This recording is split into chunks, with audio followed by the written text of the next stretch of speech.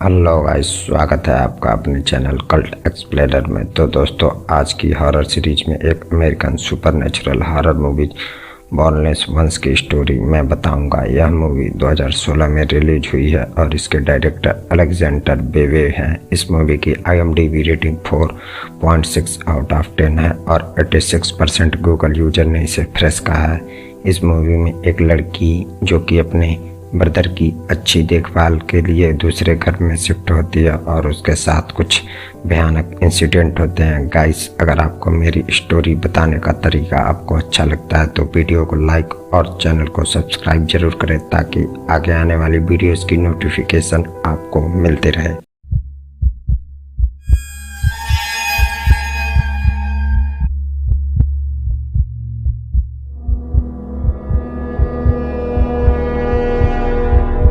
Guys, starting में हम एक कार को देखते हैं जिनमें 3 लड़के और 2 लड़कियां होती हैं जो कि कहीं पर जा रहे होते हैं। इनमें एमिली जिसका भाई जेस और उसका बॉयफ्रेंड जैक, मिशेल जिसका बॉयफ्रेंड वुड्रो होता है। एमिली के भाई जेस को एक तरह की बीमारी होती है जिसमें वह ना तो बोल सकता है और ना ही अपने हाथ पांव हिला सकता है, वह केवल देख सकता है। एमिली उसका अच्छी तरह से ख्याल रखने के लिए एक नए घर में शिफ्ट होने जा रहे होते हैं, जिनका हेल्प करने के लिए मिशेल और वुड्रो भी साथ में आए होते हैं। वो लोग उस घर पर पहुंचने से पहले एक स्टोर पर रुकते हैं जहां वुड्रो वहां से बियर की कुछ बोतल लेता है और स्टोर के ओनर से और सारी बियर लाने को कहता है। अब वो लोग घर के बाहर पहुंच चुके होते हैं जहां पर एमिली को घर का डीलर उसे कुछ साइन पेपर पर लेता है और घर की कीज देकर वहां से चला जाता है। अब जैक जेस को कार से उठाकर बाहर निकालता है और व्हील चेयर पर बिठाता है और वो लोग उस घर में एंट्री मारते हैं। अब ये लोग अपना अपना रूम चूज करते हैं और घर की थोड़ी बहुत सफाई करते हैं। फिर एमिली के भाई को जैक उसके कमरे में ले जाकर बेड पर लिटा देता है। एमिली भी साथ में होती है। वह कहती है कि उसे अपने भाई का अच्छी तरह से ख्याल रखना है क्योंकि इसका मेरे अलावा अब कोई नहीं है। जैक कहता है कि वो लोग उसी के लिए तो एक अलग हाउस खरीदे हैं, वो लोग मिलकर उसका ख्याल रखेंगे। अब रात हो गई होती है और वो लोग बियर एंजॉय कर रहे होते हैं। एमिली कहती है कि उसे बियर नहीं लेना है क्योंकि उसे जेस को दवा देना है। ज़्यादा फोर्स करने पर वह भी बियर पी लेती है और एंजॉय करती है। कुछ देर बाद मिशेल जैक से पूछती है कि तुम तो एक टीचर हो, क्या तुम्हारे स्कूल की कोई लड़की तुम्हें प्रपोज किया है? इस पर वो कहता है कि कोई नहीं है। तब वुड्रो से पूछते हैं तो वह मना कर देता है और पार्टी एंजॉय करने को कहता है। फिर वह खड़ा होता है और खिड़की की तरफ जाता है जहां उसे फर्श पर एक तरह का सिंबल दिखाई देता है। ये चारों उस सिंबल को देखते हैं और गेस करते हैं कि यह कोई धार्मिक सिंबल है। इधर जेस को एक वॉइस सुनाई देती है और वह अपने बेड से नीचे गिर जाता है और हाथ पाँव हिलाने लगता है। वह आवाज़ कह रही होती है कि जैस तुम बेकार हो, मैं तुम्हें ठीक कर सकता हूँ। अब इन लोगों को और भी कई सारे सिंबल घर के चारों तरफ मिलते हैं। ये उसके बारे में गूगल पर पता करते हैं जहाँ पर ये सारे सिंबल भूतों को रोकने के लिए होते हैं। वुड्रो कहता है कि यह बात सारी फालतू है और वह एक सिंबल की लकड़ी को तोड़कर आग में जला देता है। अब एमिली को याद आता है कि उसे जेस को मेडिसिन देना। अब वह वहाँ से जेस के कमरे में आती है। हम देखते हैं कि जेस बेड पर सोया होता है और वह ठीक है। एमिली जेस की बॉडी पर हाथ रखकर कहती है कि उसे चिंता करने की ज़रूरत नहीं है क्योंकि वह उसके साथ है और वहाँ से जैक के पास चली जाती हैं जहाँ पर ये दोनों काफ़ी रोमांटिक होते हैं और जैसे ही सेक्स एंजॉय करने वाले होते हैं जेस उनके कमरे का डोर जोर से बंद करता है। एमिली डरकर जैक के ऊपर से नीचे उतर जाती है और साइड में गुड नाइट बोलकर सो जाती है। रात में उसकी नींद खुलती है तो उसे एक बेबी के रोने की आवाज़ सुनाई देती है। वह जैक को उठाती है लेकिन वह नहीं उठता है। आवाज़ का पीछा करते वह वहाँ पहुँच जाती है जहाँ से आवाज़ आ रही होती है और देखती है कि एक खून में लथपथ डीमन आदमी है और चिल्ला रहा है। वह देखकर वहाँ से सीधे भागकर जैक के पास आती है और उसे जगाती है और वह चिल्लाकर उठ जाती है। दरअसल वह सपना देख रही होती है और वह उठकर सीधे जेस के कमरे में जाती है। उसके पीछे पीछे जैक भी आता है और वो दोनों देखते हैं कि जेस उठकर बैठा हुआ है। यह देखकर वो हैरान हो जाते हैं और जैक के डॉक्टर को बुलाते हैं। डॉक्टर आता है वह भी यह सोचकर हैरान हो जाता है कि इस बीमारी का कोई इलाज नहीं है और यह कैसे ठीक हो गया। और फिर उसके बाद डॉक्टर जेस की धड़कन चेक करता है और उसे शैतान के चिल्लाने की आवाज़ सुनाई देती है।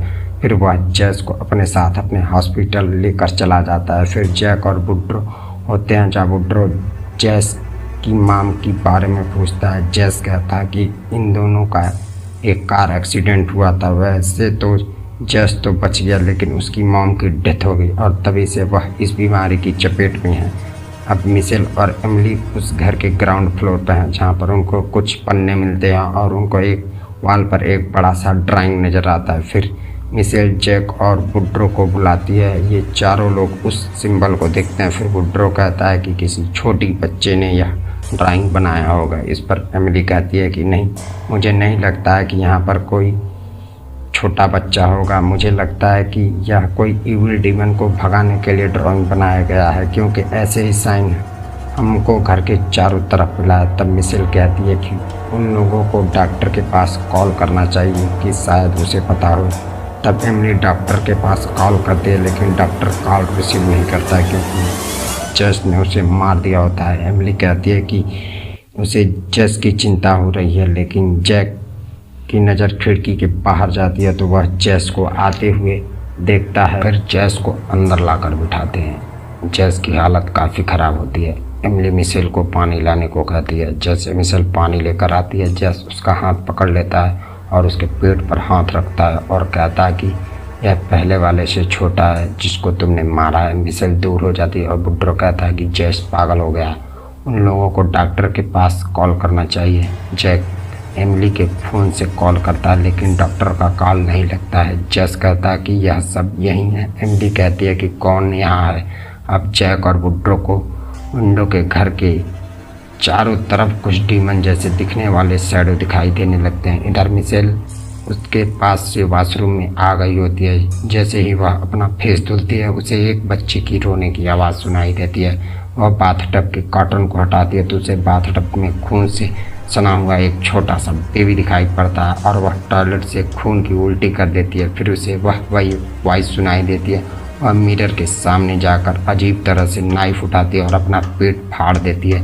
इधर स्टोर कीपर इन लोगों को बियर देने आता है लेकिन वह इविल उसको मार डालते हैं। यह सब वुड्रो, जैक और एमिली विंडो से देख रहे होते हैं। वुड्रो कहता है कि मैं इस हाउस को तोड़ दूंगा। जैसे ही वह बाहर जाते हैं जेस चिल्लाता है। वह कहता है कि वह अंदर नहीं आएंगे, अब हम लोगों को प्ले करना चाहिए। वह कहता है कि वह जेस नहीं है, वह उसका दोस्त है।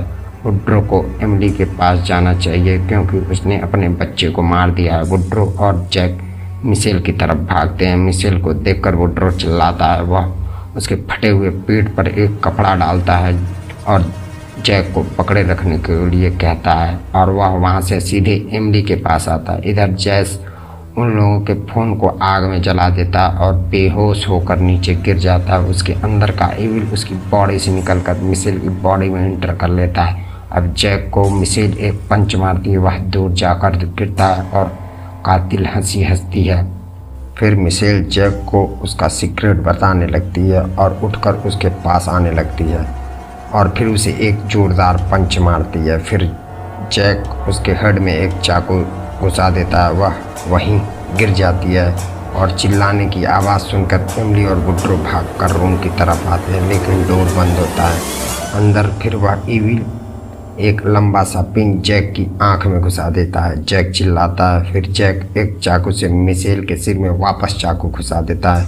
मिशेल गिर जाती है और डोर अपने आप ओपन हो जाता है। एमिली और वुड्रो देखते हैं कि जैक ने मिशेल को मार दिया है। जैक वुड्रो से कहता है कि उसने मिशेल को कुछ नहीं किया, मिशेल को कुछ हो गया था, वह उसको मारने वाली थी। वुड्रो यह देखकर वहाँ से सीधे जेस के पास जाता और उसे पंच मारने लगता है। फिर उसे भी वह इविल वॉइस सुनाई देने लगती है। वह एक सरिया लेकर उस वॉइस के पीछे जाता है जहाँ पर उसे एक बॉडी सुसाइड किए हुए लटका हुआ मिलता है। यह देखकर वह डर जाता है। वह कहता है कि केवल यह एक भ्रम है। वह बॉडी कहती है कि तुमने मेरे साथ हाई स्कूल में ऐसा क्यों किया, मैं एक छोटा सा बच्चा था। वुड्रो उससे डरकर पीछे भागता है और सीढ़ियों से नीचे गिर जाता है। आवाज़ सुनकर एमिली और जैक भागकर उसके पास आते हैं और देखते हैं कि वुड्रो के जबड़े में एक सरिया घुसा हुआ है। वे लोग उस सरिया को उसके जबड़े से बाहर निकालते हैं और उसे एक दूसरे कमरे में लाते हैं जहां जैस होता है, जिसकी हालत लगातार ख़राब हो रही होती है। एमिली वुड्रो को छोड़कर जैसे ही जैस के पास जाती है तो वुड्रो जैक के ऊपर अटैक कर देता है, क्योंकि वह इविल डीमन उसके अंदर होता है। वह जैक के ऊपर बैठकर उसका गला दबाने लगता है, लेकिन एमिली वुड्रो के सिर पर वार करती है और वह साइड में ढेर हो जाता है। वह इविल वुड्रो की बॉडी से निकल जाता है। अब जैस की हालत और भी ज़्यादा ख़राब होने लगती है। एमिली जैक को जैस के रूम में उसकी दवा लाने को भेजती है। जैक जैसे ही दवा लेकर आने वाला होता है, वह इविल उसके माइंड से खेलने लगता है।